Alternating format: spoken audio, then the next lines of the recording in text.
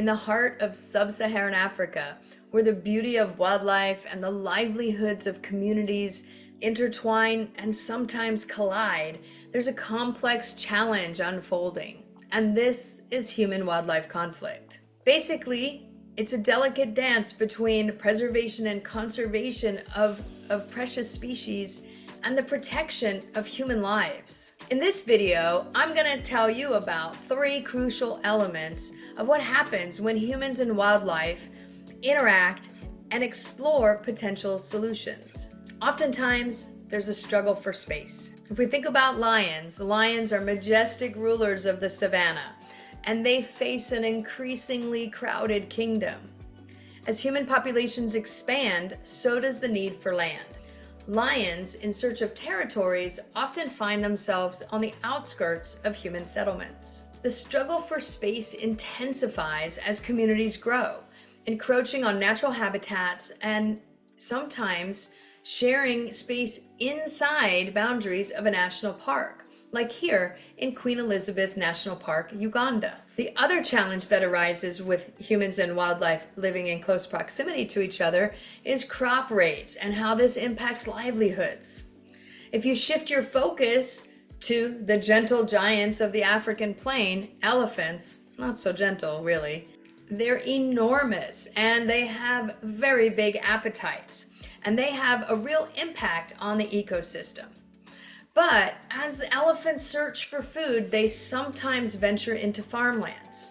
Sometimes this could be accidental because they're running and moving or in search of water, and sometimes it can be for those crops.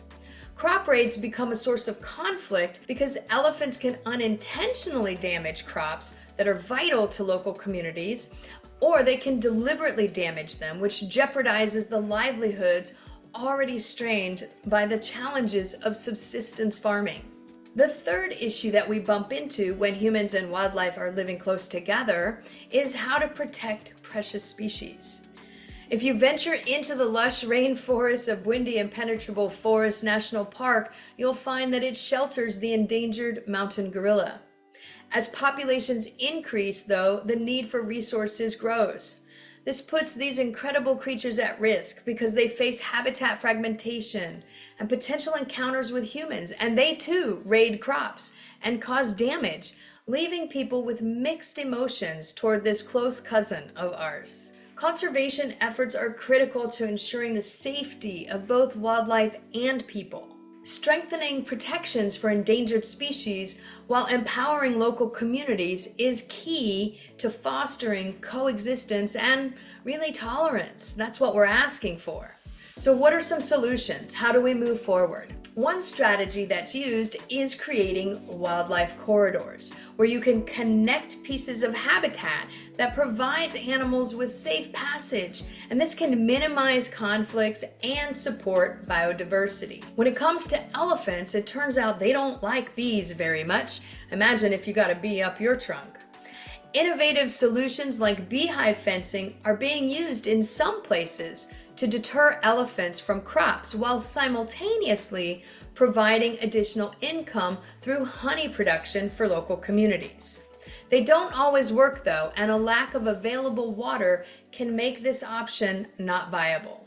And then we come to ecotourism. Investing in conservation education programs fosters understanding and promotes a more harmonious balance between humans and wildlife.